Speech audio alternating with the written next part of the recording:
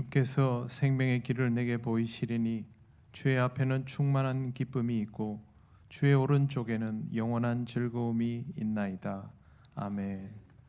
찬송가 6장 하나님께 찬양 드립니다.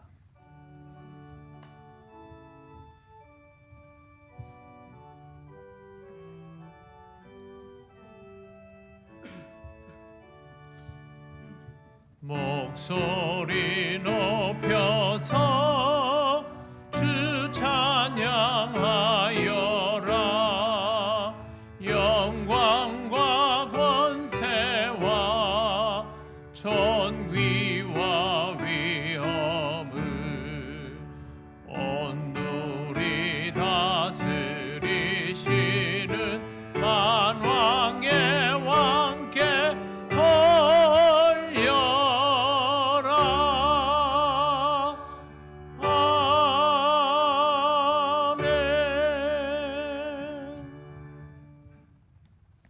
성시교독 5번입니다.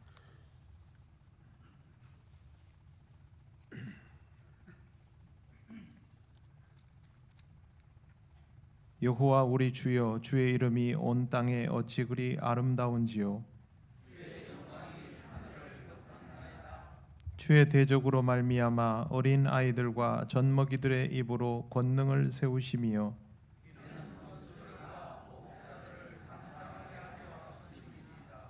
주의 손가락으로 만드신 주의 하늘과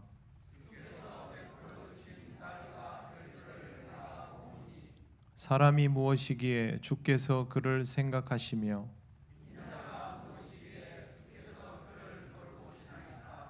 그를 하나님보다 조금 못하게 하시고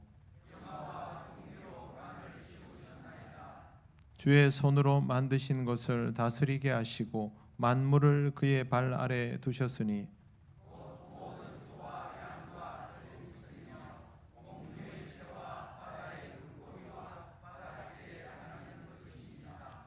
여호와 우리 주여, 주의 이름이 온 땅에 어찌 그리 아름다운지요. 아멘. 나는 전능하신 아버지 하나님 천지의 창조주를 믿습니다. 나는 그의 유일하신 아들 우리 주 예수 그리스도를 믿습니다. 그는 성령으로 잉태되어 동정녀 마리아에게서 나시고 본디오 빌라도에게 고난을 받아 십자가에 못 박혀 죽으시고 장사된 지 사흘 만에 죽은 자 가운데서 다시 살아나셨으며 하늘에 오르시어 전능하신 아버지 하나님 우편에 앉아 계시다가 거기로부터 살아있는 자와 죽은 자를 심판하러 오십니다. 나는 성령을 믿으며 거룩한 공교회와 성도의 교제와 죄를 용서받는 것과 몸의 부활과 영생을 믿습니다. 아멘. 찬송가 286장 하나님께 찬양 드립니다.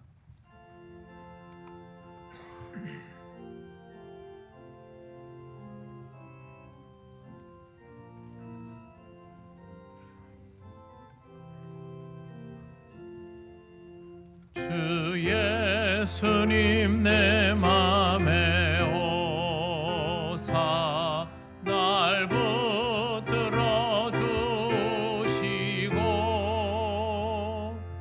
내 마음에 새 힘을 주사 늘 기쁘게 하소서. 사랑의 주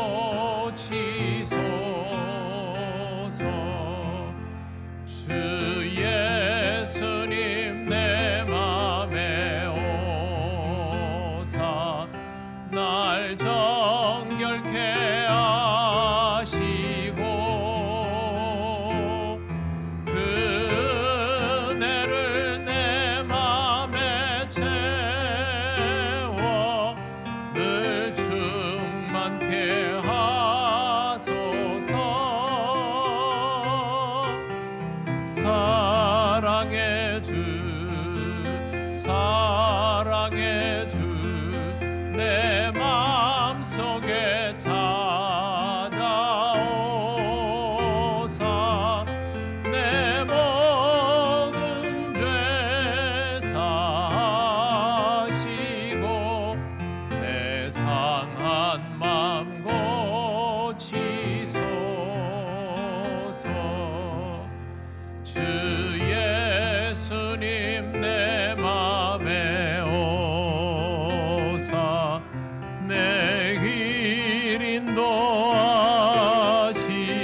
인도하시고 주 성령을 내 맘에 채워 늘 충만케 하소서. 사랑의 주 사랑의 주 내 마음속에 찾아오사 내 모든 죄 사하시고 내 상한 맘 고치소서. 아멘.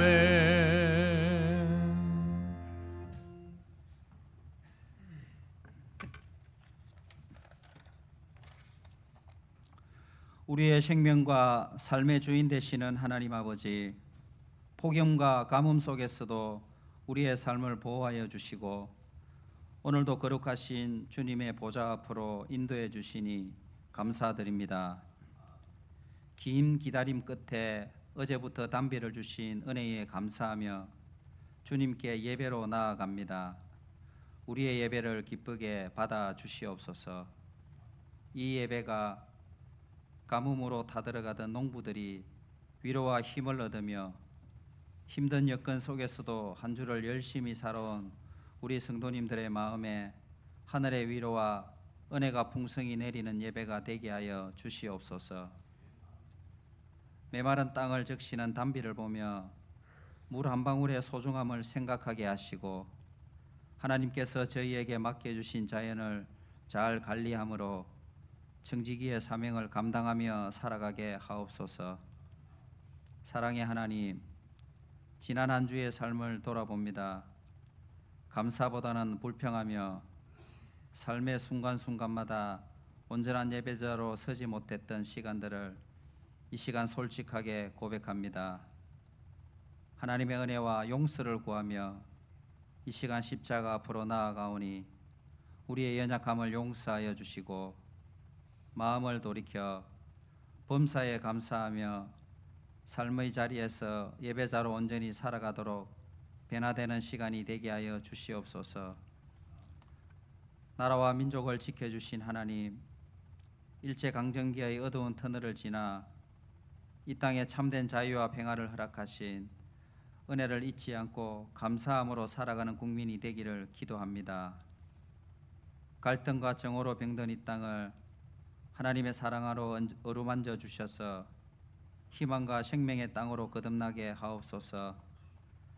대통령과 위정자들이 당파적 이익을 넘어 오직 국익을 위한 올바른 결정을 내릴 수 있도록 하늘의 지혜와 통찰력을 주시고 그릇된 길을 갈 때에는 준엄하게 지적하는 성숙한 국민들이 되게 하옵소서. 주의 몸된 교회를 위해 기도합니다. 우리 통영교회가 통영 복음화율 7%라는 현실을 자각하고 영적 책임감을 가지고 복음을 전하며 이웃을 섬기는 복음의 통로가 되게 하여 주시옵소서. 우리 교회가 어르신들의 불편함을 세심히 살피고 외로움과 육신의 약함까지 사랑으로 감싸는 따뜻한 보금자리가 되게 하여 주시고 미래 세대가 성경적 신앙관으로 성장하도록 기도와 사랑으로 양육하는 교회가 되게 하옵소서.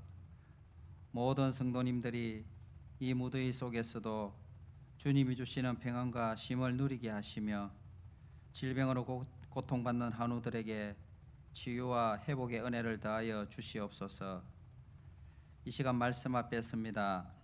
세우신 담임 목사님에게 성령의 충만함과 능력으로 임하여 주시어서 계시의 말씀을 담대히 선포하게 하시고 듣는 모든 심령 속에 말씀이 깊이 새겨지며 삶의 변화로 이어지게 하옵소서. 오늘도 예배를 위해 새벽부터 수고하시는 모든 봉사자들의 헌신을 주님 기쁘게 받아주시고 하늘의 신령한 복과 땅에 기름진 것으로 채워 주시옵소서. 거룩하신 예수님 이름으로 기도드립니다. 아멘.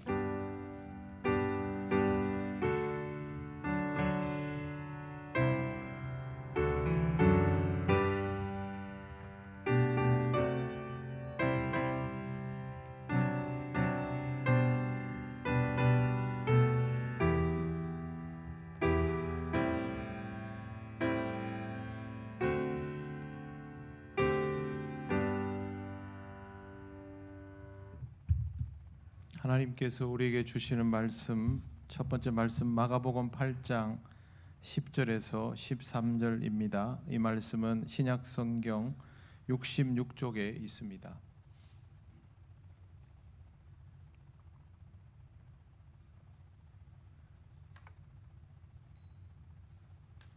마가복음 8장 10절에서 13절 말씀을 봉독합니다. 곧 제자들과 함께 배에 오르사 달마누다 지방으로 가시니라.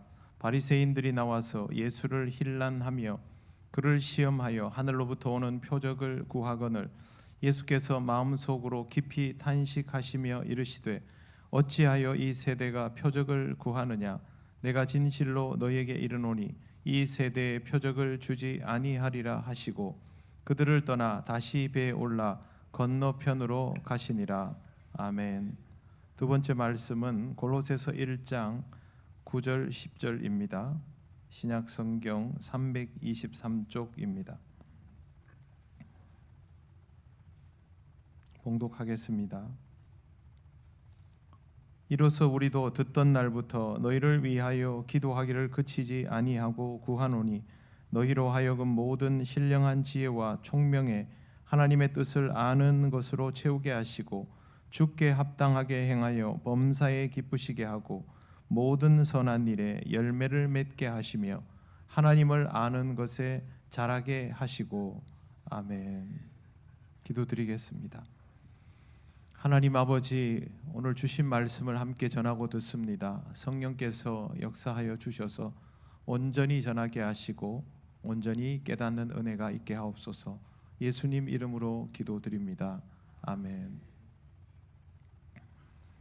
취미 생활을 하는 사람들 중에 소위 장비병에 걸린 사람들이 있습니다. 취미 생활을 이어가는데 취미 자체보다는 장비를 업그레이드하는 데에 관심이 더 많은 사람들을 이르는 표현입니다. 사진 찍는 사람들은 카메라를 업그레이드하는 것에, 자전거 타는 사람들은 비싼 자전거를 사는 것에 관심을 가집니다. 이런 장비들이 한참 올라가다 보면 나중에는 자동차 한 대 값, 더 심하면 집 한 채 값 이렇게 올라가기도 합니다. 요즘은 러닝이 유행입니다. 러닝도 돈이 제법 들어갑니다. 들어도 본 적이 없는 카본 운동화라는 게 나오기 시작했고 달리기 하면서 거리랑 칼로리 측정한다고 워치가 나왔는데 그 워치 가격이 150만 원 이상입니다. 그걸 차고 다니는 사람들이 상당히 많습니다. 조금 더 전문적인 취미 생활을 위해서 장비를 업그레이드하는 것은 취미 생활의 즐거움 중에 하나입니다. 그런데 그 취미 자체에는 별 흥미가 없고 장비만 열심히 바꿔대면 장비병 환자라고 불리워집니다. 장비병의 원인은 장비에 대한 관심이 크다기보다는 그 취미 자체가 가지는 맛과 깊이를 충분히 느끼지 못해서 올 때가 대부분입니다. 깊이를 추구하는데 한계가 경험되니 새로운 자극을 추구하는 것입니다. 책도 이런 현상을 보입니다. 책을 몇 권 소장하고 있는지를 자랑하는 사람, 희귀본을 구하고 그것을 자랑하는 사람이 있습니다. 한 달에 몇 권을 읽어내는지에 초점이 맞추어진 사람도 있습니다. 책의 깊이를 경험하면 좋은데 그렇게 하지 못하니 책을 소장하고 희귀본을 가지고 분량을 많이 읽는 것으로 대체하려는 것이죠. 신앙생활에는 이런 유형이 없을까요? 당연히 있습니다. 신앙의 깊이를 추구하기보다는 날마다 새로운 자극을 찾는 이들이 의외로 많습니다. 문제는 이것이 구원과 성화의 영역에 좋지 못한 영향을 미친다는 것이죠. 일반적인 취미생활 같은 것은 또 인생의 경험을 쌓는 독서는 우리 인생 자체에 직접적인 타격을 입히지는 않습니다. 다른 부분에서도 얼마든지 다른 지식을 얻을 수 있기 때문이죠. 하지만 신앙의 문제는 다릅니다. 신앙적인 본질의 깊이를 추구하지 못하면 굉장히 심각한 문제에 다다를 수 있습니다. 신앙은 깊이를 추구하는 게 옳습니까? 자극을 따르는 게 옳습니까? 대답을 안 하시려고 하는. 깊이를 따르는 게 옳습니다. 답을 우리가 모르지 않습니다. 그런데 그게 잘 안 됩니다. 우리만 그런 게 아니라 교회의 역사가 시작되고서부터도 늘 그래 왔습니다. 마가복음 8장 10절 말씀 오늘 읽었는데요. 여기 보면 예수께서 제자들과 함께 배에 오르시고 달마누다 지방으로 가셨다는 장면이 나옵니다. 달마누다가 어디인지는 명확히 밝혀지지 않았습니다. 중요한 건 예수님께서 그곳에 가시자마자 기다렸다는 듯이 바리새인들이 출현한 것입니다. 바리새인들이 좋은 의도로 출현하는 경우는 없습니다. 그들은 나오자마자 예수님을 힐난하였습니다. 힐난하다는 말은 헬라어로 쉐제타오라고 하는데요. 이거는 논쟁을 하면서 트집을 잡고 시비를 거는 것입니다. 건설적이고 생산적인 의미의 논쟁과는 다릅니다. 상대방의 권위에 도전하고 적대감을 가지고 논쟁을 유도하는 것입니다. 자기들이 확실하게 우위에 있다면 이런 논쟁을 할 필요가 없지요. 자기들이 우위에 있지 못한데 우위에 있고 싶으니까 이렇게 도발하여서 논쟁을 하려고 하는 것입니다. 주로 그들은 반대를 위한 반대를 했습니다. 예수님께 그들이 꺼냈던 화두는 하늘로부터 오는 표적입니다. 하늘, 즉 하나님의 처소로부터 오는 표적, 당연히 좋은 것이죠. 그런데 본문에는 예수님을 시험하여라고 되어 있습니다. 좋은 의도가 아닙니다. 위장입니다. 그들이 표적을 구했습니다. 왜 표적을 구할까요? 예수님을 따르는 사람들이 다 표적을 구한다는 것을 알기 때문입니다. 그들이 표적이 필요해서가 아닙니다. 사람들이 다 표적을 구하니 그 표적을 주제로 삼은 것이죠. 이런 경우는 성경에 여러 번 나옵니다. 요한복음 6장 26절에 이런 상황들에 대한 예수님의 반응이 있습니다. 예수께서 대답하여 이르시되 내가 진실로 진실로 너희에게 이르노니 너희가 나를 찾는 것은 표적을 본 까닭이 아니요 떡을 먹고 배부른 까닭이로다. 표적보다 더 원초적인 욕구를 채우는 것, 즉 더 원천적인 자극에 반응한다라는 것, 그것에 대해서 예수님이 불편함을 가지고 말씀하시는 것입니다.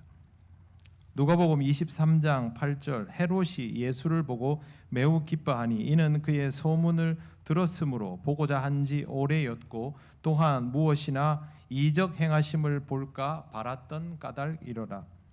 헤롯도 예수님을 만나고 싶어 했습니다. 그런데 예수님이 누군지 알고 싶어서 만나고 싶었던 것이 아닙니다.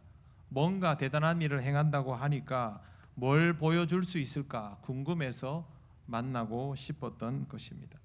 이것이 표적을 구하는 세대의 특징입니다. 이런 모습은 교회의 역사가 시작되어서도 바뀌지 않았습니다. 자극을 쫓는 인간의 본능은 끊어지지 않기 때문입니다. 신약 성경 346쪽을 한번 찾아보시겠습니다.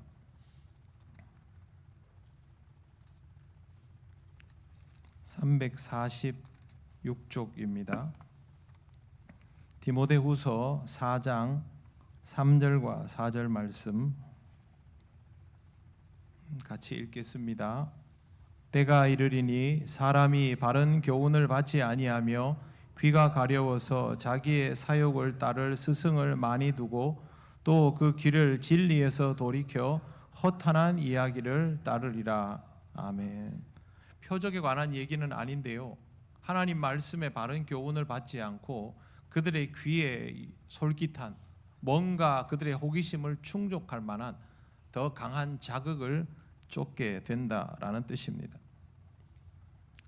인간이 자극에 이끌리는 것은 본능입니다. 그런데 예수님은 이런 자극을 요구하신 것에 단 한 번도 호의적으로 반응하신 적이 없습니다. 오히려 반대이죠. 좀 전에 읽었던 마가복음 8장 12절에 보시면 예수께서 마음속으로 깊이 탄식하시며 이르시되 어찌하여 이 세대가 표적을 구하느냐, 내가 진실로 너희에게 이르노니 이 세대에 표적을 주지 아니하리라 하시고, 한마디로 자극을 쫓는 것을 허락지 않는다는 뜻입니다. 이 말씀을 마치고 예수님은 다시 배에 올라서 건너편으로 가버리셨습니다. 표적은 허락하지 않아도 말씀은 주실 수 있지 않습니까? 그런데 그 기회조차 부여해 주지 않으신 것입니다. 그만큼 예수님이 단호했다는 겁니다. 기적과 능력을 능히 베푸실 수 있음에도 불구하고 그것을 요구받자 거부하신 이유는 유익하지 않기 때문입니다. 예수님이 가시는 곳마다 많은 사람들이 몰려들었지만 예수님은 도리어 그 군중을 피해 한적한 곳으로 물러나시고 아니면 다른 마을로 가서 복음을 전하셨습니다. 보리떡 5개와 물고기 2마리로 5,000명을 먹이시자 사람들이 예수님을 억지로 붙들어 세워서 임금으로 세우려고 했습니다. 저분이면 우리가 굶지 않겠구나, 그보다 더한 일도 하시겠지라는 기대감이었을 것입니다. 그런데 예수님이 바로 그 자리를 떠나 혼자 산으로 가셨습니다. 자극이 신앙에 유익이 안 된다라고 반응을 보이신 것입니다. 말씀을 전하실 때도 비유를 사용하셨습니다. 단순히 표면적인 호기심만 가지고 왔던 사람과 진리를 구하고자 하는 사람의 차이를 확실하게 두시려는 것입니다. 제자들에게 깊은 의미를 설명해 주시는 데에 초점을 먼저 맞추셨습니다. 예수님 말씀 보면 굉장히 직관적입니다. 그런데 심오합니다. 누구든지 첫째가 되고자 하면 뭇 사람의 끝이 되며 뭇 사람을 섬기는 자가 되어야 하리라. 섬김에 대해서 주신 말씀 마가복음 9장 35절입니다. 이 말씀 쉽지 않습니다. 인간은 이렇게 살고 싶지 않거든요. 자기 목숨을 구원하고자 하면 잃을 것이요 누구든지 나와 복음을 위하여 제 목숨을 잃으면 구원하리라. 마가복음 8장 35절입니다. 죽어라는 말입니다.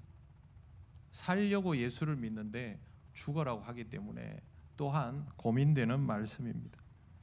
내가 율법을 폐하러 온 것이 아니라 완전케 하러 왔노라. 율법을 완전케 하는 게 무슨 의미일까 고민하게 만드는 말씀입니다. 바울은 무슨 뜻인지 알았습니다. 그러므로 사랑은 율법의 완성이니라.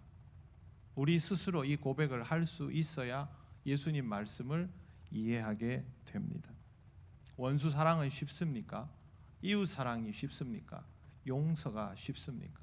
하나도 쉬운 것이 없습니다. 단어의 뜻을 다 알아도 그것을 삶으로 받아들이는 데는 엄청난 시간이 소요됩니다. 예수님 가르침에서 산상수훈은 제자 훈련의 결정판입니다. 마태복음 5장 1절을 보면 예수께서 무리를 보시고 산에 올라가 앉으시니 제자들이 나온지라라고 되어 있습니다. 보통 그 산이 이렇게 마주보고 있으면요, 이쪽 산에 무리가 잔뜩 앉아 있습니다. 그리고 이쪽 낮은 구릉에 예수님이 서시면 한눈에 서로를 다 볼 수 있게 되지요. 근데 거리감이 좀 있지요. 그때 제자들이 앞으로 더 나아오는 그런 형국입니다. 이 부분에서 중요한 건 산 위에서 설교를 하셨다는 게 아니고 제자들이 무리 중에서 앞으로 나와서 예수님의 말씀을 듣기를 원했다라는 데에 초점이 맞추어져 있습니다. 제자를 제외한 나머지는 무리라고 기록되어 있습니다. 예수님 앞으로 더 나오지 못하는 사람들은 어떤 목적을 가지고 있더라도 무리에 지나지 않습니다.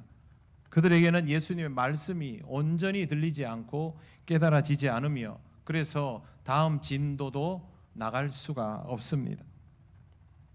예수님 앞으로 나오는 사람들이 제자들이라면 12명에게만 나올 수 있는 권리가 있었을까요? 예수님은 그런 분이 아니시죠. 누구든지 예수님 앞으로 나올 수 있었습니다. 그러나 나오는 사람들만 제자의 길을 갈 수 있는 것이죠. 무리에서 제자가 되는 것도 깊이가 더해지는 신앙으로 나가는 삶입니다.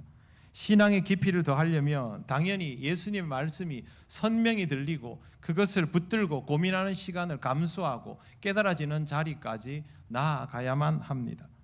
신앙의 깊이는 예수님에게서 멀리 떨어진 채로 생기지 않습니다. 한 걸음씩 더 가까이 다가가야 하고 그렇게 주님을 따르는 것이 일상이 되어야 합니다. 말씀을 듣고 끝나는 것이 아니라 그 말씀을 더 깊이 생각하고 삶에 적용하고 부대끼고 힘겨워하고 다시 그것으로 인하여 기도의 자리로 나아가며 그 말씀을 다시 묵상하는 과정을 반복해 나가야만 신앙의 깊이가 더해지는 것입니다. 우리는 지금 그 어느 때보다 강한 자극의 시대를 살아가고 있습니다. 처음 유튜브가 나왔을 때 사람들이 유튜브가 그 기존 미디어죠. 레거시 미디어. 요즘은 낡았다고 재래식 언론이라고도 부르는데요. 기존 매체를 이길 거라고 생각한 사람들이 얼마나 있었을까요? 없었습니다. 그런데 너무도 빠른 시간 안에 이 재래식 매체는 유튜브에게 자리를 내줬습니다. 상대도 안 됩니다. 이제는 질질 끌려다닙니다. 유튜브의 것들을 퍼다가 공중파에서 케이블에서 방송하는 수준이 되었습니다. 자극의 강도가 다른 것이죠. 유튜브 같은 인스타그램 같은 걸 뉴미디어라고 부릅니다. 요즘 뉴미디어는 대세가 쇼츠입니다. 여러분들은 드라마가 길면 길수록 좋지요. 요즘 젊은 세대들은 1분이 넘어가는 드라마를 안 보려고 합니다. 숏폼이라고 부릅니다. 30초짜리 드라마 혹시 보신 적 있습니까? 1분짜리 드라마. 그게 무슨 드라마냐 싶지만 요즘 젊은이들은 그걸 봅니다. 여러분들 쇼츠 보시죠? 잠자려고 누웠을 때 절대 키시면 안 됩니다. 그러면 정말 30초마다 한 번씩 스크롤하면서 그 아픈 팔을 버텨가면서 2시간을 견딜 수 있습니다. 왜 이게 가능할까요? 엄청난 자극이 그 30초 안에 1분 안에 계속 주어지니까 그 다음을 하는 겁니다. 드라마도 30초 안에 1분 안에 자극을 다 줍니다. 반대로 말하면 자극이 없는 시간을 못 견딘다는 뜻이죠. 우리가 그런 시대에 살고 있습니다. 사람들의 관심을 붙들어 두기 위해서 더 강한 자극, 더 즉각적인 것을 하는 거죠. 미디어만 그런 것이 아니고 우리 삶의 모든 영역에서 강한 자극들이 다 지배해 나가고 있습니다. 교회를 통한 신앙생활에서 인간이 접하게 되는 시각적, 청각적, 촉각적 정보는 다 사실상 미디어와 깊은 연관이 있습니다. 성경책, 주보, 찬송가, 뒤에 나오는 스크린, 심지어 여러분 이 뒤에 파란색 화면, 이거 우리 교회가 좀 빨리 시작했거든요. 요즘 이거 없는 교회는 좀 뒤처지는 교회라고 그렇게 받아들여질 정도가 돼버렸습니다. 이것도 다 미디어입니다. 예배 인도하는 사람의 목소리, 예배 인도하는 사람의 태도, 설교자의 목소리, 설교자의 표현법, 설교자의 외모까지, 복장까지 다 미디어입니다. 찬양 사역의 영역은 말할 것도 없고요. 그래서 모든 영역에서 자극들이 우선되고 있습니다. 이 강한 자극에 점점 더 길들여지고 있는 이 모습은 표적을 구하는 세대와 아주 닮아 있습니다. 대표적으로 말씀과 기도와 찬양의 영역에서 살펴보겠습니다. 먼저 설교입니다. 사람들은 점점 자극적인 설교를 좋아합니다. 좋은 말씀의 기준이 명확하지 않은 채로 감동적인 말씀, 눈물 나는 말씀, 나를 궁지에 몰아넣는 말씀, 나를 뒤집어 놓는 말씀으로 강도가 점점 올라가면서 그 말씀이 하나님의 뜻을 얼마나 바르게 전달하고 있는가 보다는 나에게 얼마나 강하게 자극이 오고 감동이 오는가에 초점이 맞춰지고 있는 거죠. 설교를 들을 때 여러분이 생각하는 좋은 설교의 기준이 무엇입니까? 말씀이 성경의 뜻을 바르게 설명했는가를 먼저 생각합니까? 아니면 내가 얼마나 감동받았는가를 먼저 생각합니까? 눈물이 났는가? 마음이 뜨거워졌는가? 나를 뒤집어 놓았는가를 더 중요하게 생각하는 것은 아닙니까? 감동이 나쁘다는 것은 아닙니다. 눈물이 나고 마음이 뜨거워지는 것도 하나님이 주시는 은혜일 수 있습니다. 그러나 그것이 말씀의 방향과 깊이보다 앞서기 시작하면 문제가 생길 수 있습니다. 말씀을 통해 하나님을 알아가는 것이 아니라 내가 받은 감정의 강도를 가지고 은혜의 크기를 판단하는 오류에 빠질 수 있기 때문입니다. 기도도 마찬가지입니다. 올바른 기도가 무엇인지 예수님이 몸소 다 가르쳐 주시고 보여주셨지만 하나님께 집중되고 하나님께 연결되는가에 초점이 맞추어지지 않고 나의 감정에 얼마나 자극이 강하게 왔는가에 초점이 맞추어지는 경향이 강합니다. 특히 한국 교회가 더더욱 그렇습니다. 평소에 아예 기도를 하지 않으면서 사람들이 기도할 때 막 시끄럽다, 막 그런 거 싫다, 그런 분들이 있는데요. 일단 기도부터 시작하시기 바랍니다. 기도를 하지도 않는 사람은 그 말을 할 자격이 없습니다. 기도를 하면서 그 기도가 올바르게 하나님께 나아갈 수 있는지, 아니면 내 목소리를 내는데 모든 것을 쏟아붓고 있는지를 스스로 발견하고 확인하며 하나님께서 무엇을 원하신지를 찾아 들어가는 과정 속에서 이런 고민이 있는 것이죠. 기도를 아예 하지 않는다는 것은 내 삶 속에 하나님의 임재에 대한 갈망과 하나님의 역사하심에 대한 경험과 하나님 존재 자체에 대한 부담이 없다는 겁니다. 기도부터 시작을 해야죠. 기도를 하면서 열심히 하기는 하는데 그 기도가 하나님을 향해 나아가는 대로 이르지 못하고 자극을 자꾸 추구하게 된다면 그때부터는 경계해야 하는 것입니다. 기도가 바르게 되고 있는가 아닌가는 다른 데 있지 않습니다. 하나님의 뜻이 내게 얼마나 잘 들리고 깨달아지느냐에 달려 있습니다. 기도를 통하여 하나님께 압도되는 것을 경험하고 그것을 받아들이는 게 점점 익숙해질 때 기도자는 성장하는 것입니다. 찬양도 마찬가지입니다. 찬양을 통하여 하나님의 임재를 경험하는 것이 점점 더 충만히 이루어지는 단계로 나아가야 하고, 감정의 흐름 속에서도 하나님에 대한 집중이 흐트러지지 않는 가운데 하나님께 영광을 돌리는 찬양이 되어야 하는데, 그것보다는 나 자신이 또는 우리들이 하고 있는 찬양의 행위 자체에 더 도취가 되어서 점점 더 우리가 선호하는 방식이 앞서게 되면 자극을 쫓아가는 것이 될 수밖에 없습니다. 예술의 영역을 통하여 하나님께 찬양 올려드리는 것이니 당연히 감성적이고 감정적일 수밖에 없습니다.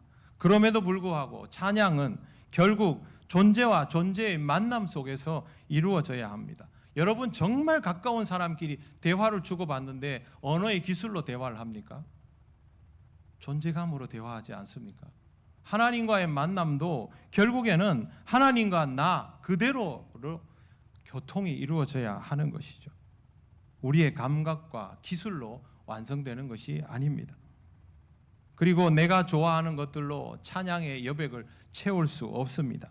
하나님이 기뻐하시는 것들로 채워져야 합니다.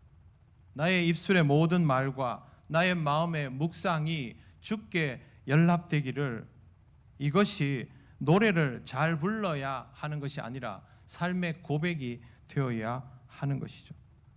신앙에서 감정이 사라져야 한다는 말이 아니라 감정의 방향이 하나님께로 완전히 향해져야 영성의 깊이를 더해갈 수 있습니다. 언약궤가 들어올 때 다윗이 춤을 추었다고 성경에 기록되어 있습니다. 그런데 이 본문의 초점은 다윗이 춤을 춘 것에 맞추어져 있지 않습니다. 성경에 보시면요, 여호와 앞에서라는 기록이 먼저 나옵니다. 다윗은 철저하게 하나님의 임재 가운데 있음을 인식하고 그의 감정이 움직이고 거기에 따라 몸짓으로 표현을 한 것입니다. 다윗이 춤을 추었으니 우리도 춤을 춰야 된다. 춤을 추어도 된다. 춤을 추면 안 된다. 그게 아닙니다. 핵심은 여호와 앞에서입니다. 다윗은 여호와 앞에서 반응했고 미갈은 그런 다윗을 보면서 여호와 앞에서를 의식하지 못하며 조롱한 것이 차이죠. 시편의 많은 노래들은 모두 그렇게 하나님의 임재를 경험하며 자신의 존재 가치와 감정을 모두 하나님께 맞춰가는 고백들로 채워져 있습니다. 감성적이지만 초점이 하나님께 맞추어져 가는 감정이기에 묵상의 깊이가 더해가는 것이죠. 우리가 감당하는 모든 사역도 선교도 전도도 근무도 모두 마찬가지입니다. 사람을 얼마나 많이 데려오느냐, 얼마나 많은 영역의 교회를 세우느냐, 그게 중요한 게 아니죠. 정말 구원받은 자를 하나님께로 인도하는 자를 끝까지 챙길 수 있느냐, 복음이 전해지는 지역에 정말 그곳에 복음의 토착화가 이루어져서 그들 스스로 복음을 계승할 수 있도록 할 수 있느냐, 거기 초점이 맞추어져 있어야죠. 우리는 우리가 경험하는 모든 신앙적인 행위들에 대하여 자극이 오지 않는 지점을 주의해야 합니다. 자극이 오지 않으면 실증이 나고 권태감을 느끼며 더 강한 자극을 쫓아 관심이 이동할 수 있지만 바로 이 지점이 깊이를 더해야 하는 지점입니다.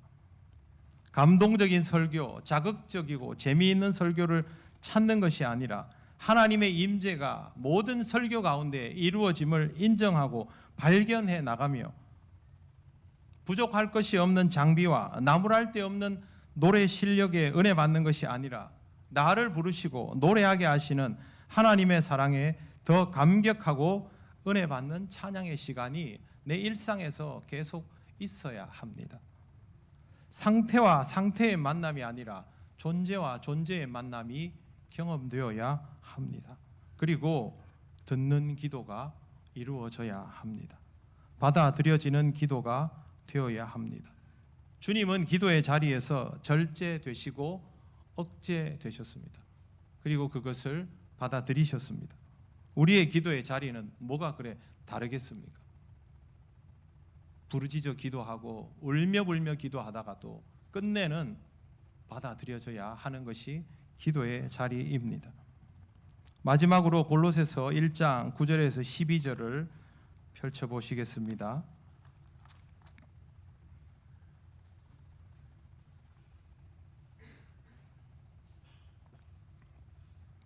(9절에서)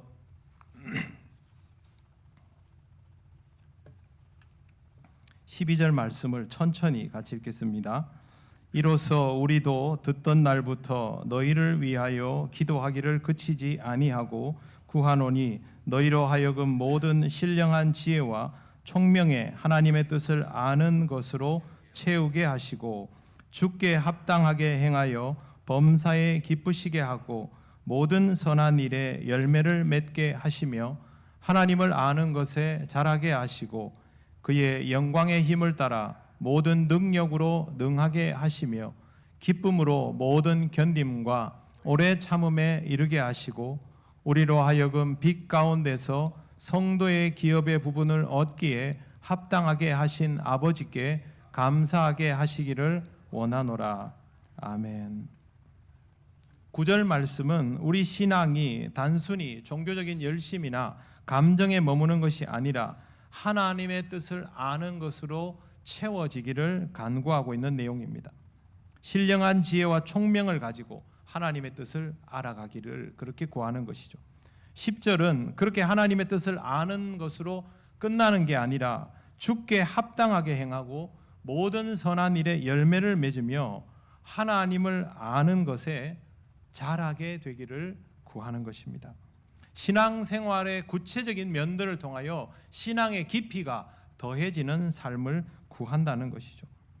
11절과 12절은 하나님의 영광스러운 능력으로 능하게 되기를 구하고 있습니다. 그런데 뒷부분에 보면 내면적으로 강하게 되는 능력을 가지게 되기를 구합니다. 하나님에 대한 수용성이 좋아져서 하나님이 원하시는 기준에 부합되도록, 그리고 그렇게 만드시는 하나님께 감사할 수 있는 단계까지 나아가기를 구하는 것입니다. 성도는 그냥 교회 다니는 사람이 아닙니다.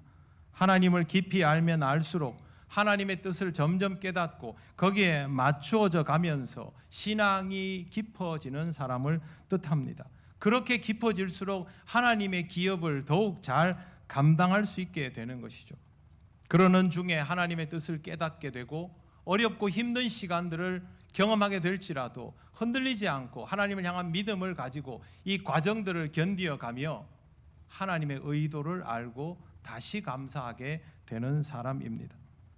신앙의 깊이가 깊어지면 감사의 조건이 달라집니다. 그리고 그 이전에 신앙의 깊이가 깊어지면 기도의 제목부터 바뀝니다.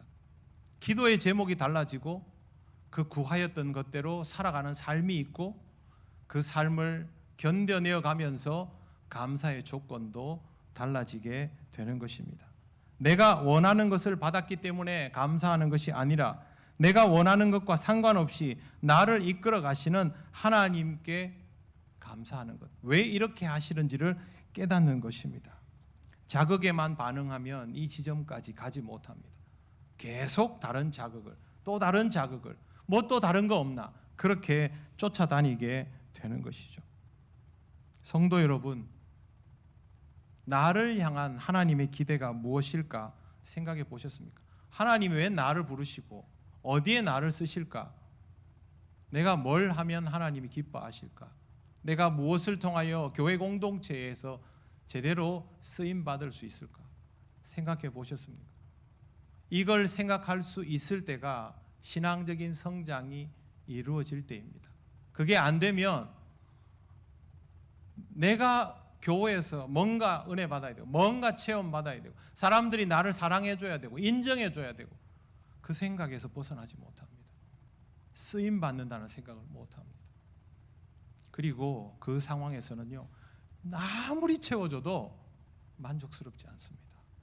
우리 신앙의 만족은 하나님이 나를 부르시고 쓰실 때, 그렇게 해서 교회를 건강하게 만들고 사람들이 나로 인하여 하나님의 영광을 경험하게 될 때, 그때 나오는 것입니다. 그 단계까지는 가야죠. 그래야 신앙생활하는 의미가 무엇인지를 비로소 깨닫게 됩니다. 자극보다는 깊이에 더 관심을 가지시기 바랍니다. 무리에서 한 걸음 더 나아가서 제자가 되었음을 인정하고 제자의 삶에 걸맞도록 그렇게 말씀을 다시 한번 경험해 가시는 여러분들이 되시기를 바랍니다. 하나님은 우리에게 좋은 것만 주시지 않습니다. 환난과 인내와 연단을 주십니다. 그리고 거기에는 하나님의 은혜도 함께 있습니다.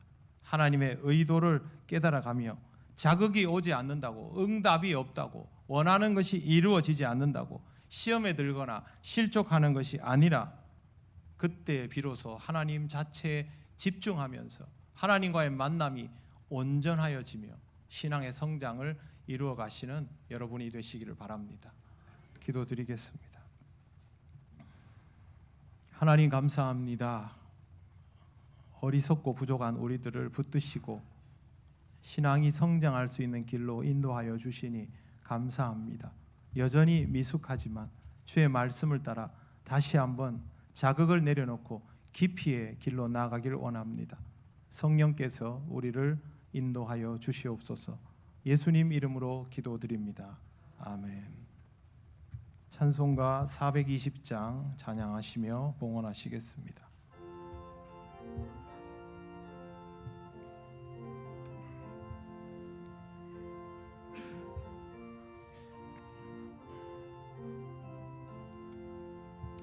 너 성결케 위해 늘 기도하며 너 주 안에 있어 늘 성경 보고 온 형제들 함께 늘 사귀면서 일하기 전마다 너 기도하라. 너 성결케 위해 내 머리 숙여 저 은밀히 계신 내 주께 빌라. 주 사귀어 살면 주 닮으리니 널 보는 이마다 주 생각하리. 너 성결케 위해 주 따라가고 일 다급하여도 당황치 말고 참 즐거울 때나 또 슬플 때나 너 주님만 믿고 늘 따라가라. 너 성결케 위해 늘 기도하며 내 소원을 주께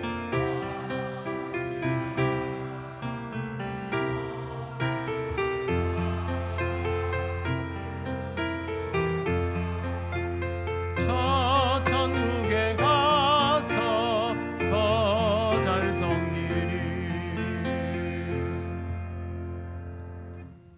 하나님 감사합니다. 이 예물과 함께 우리의 삶도 하나님 앞에 온전히 드려지며 봉헌의 삶도 신앙의 깊이를 더해갈 수 있기를 원합니다. 성령께서 우리를 인도하여 주시옵소서. 드려진 예물은 하나님 나라와 영광을 위하여 쓰여지게 하옵소서. 예수님 이름으로 기도드립니다. 아멘.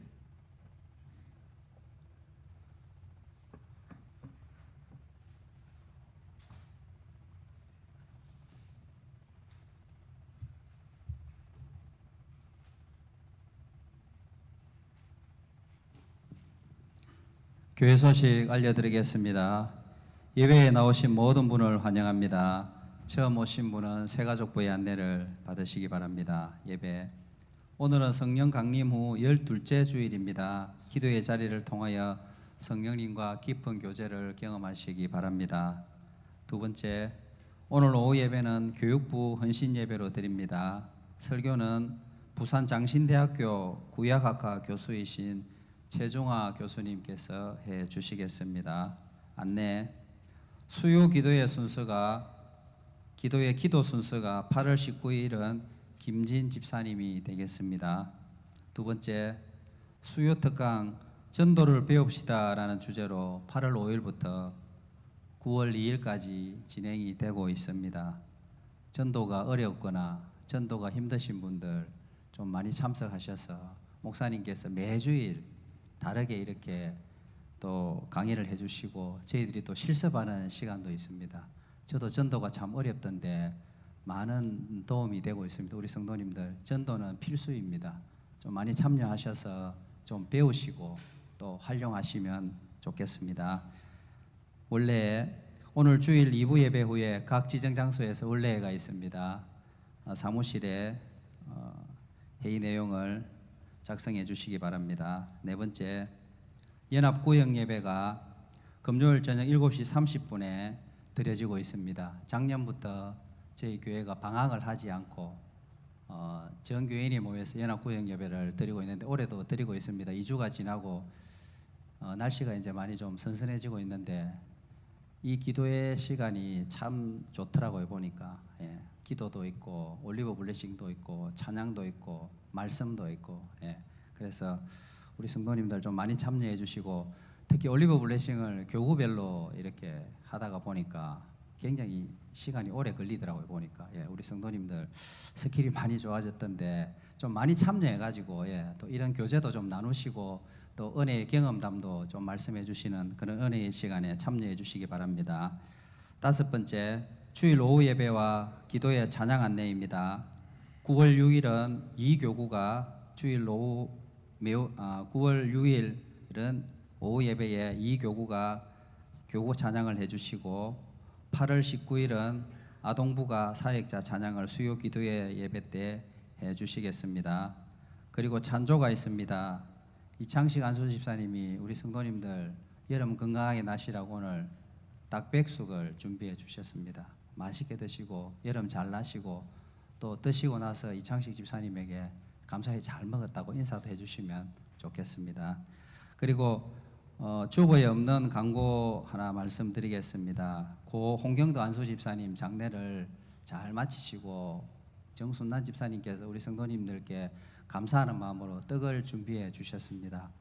감사하는 마음으로 받으시고 또 우리 집사님과 이 가정을 위해서 계속해서 기도해 주시면 감사하겠습니다.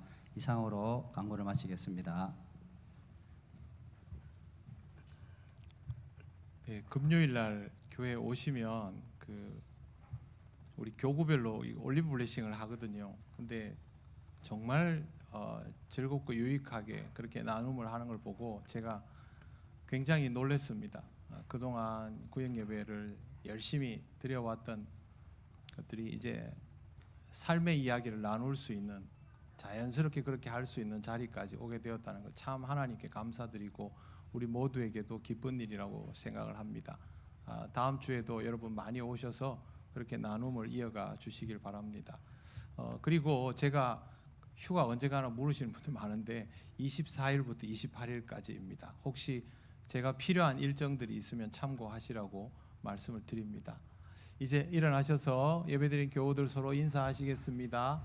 처음 오신 분들, 오랜만에 오신 분들과도 인사 나누시겠습니다.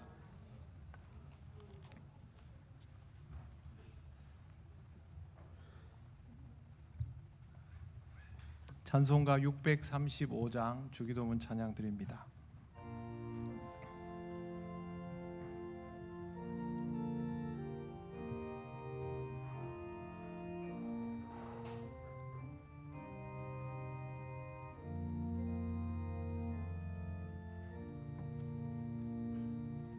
하늘에 계신 아버지 이름 거룩하사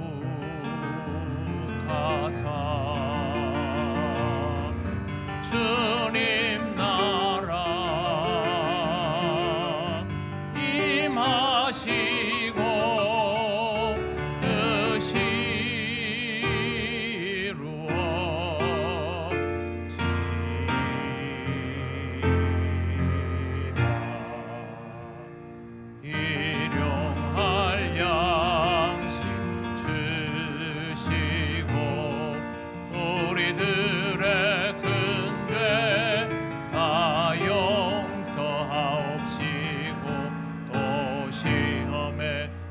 마시고 악에서 구원하소서.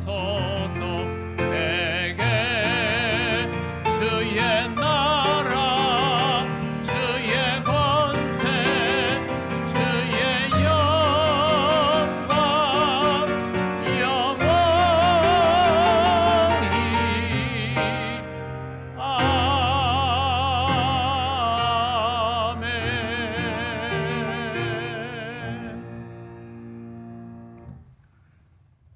우리 주 예수 그리스도의 크신 은혜와 하나님 아버지의 놀라우신 사랑과 성령님의 교통하시고 인도하여 주심이 하나님을 더욱 깊이 아는 것을 통하여 믿음이 자라나며 주님과 동행하며 하나님을 더욱 기쁘시게 하기를 원하는 이 시간 예배하는 권속들 위에 영원토록 함께 하시기를 간절히 축원하옵나이다. 아멘.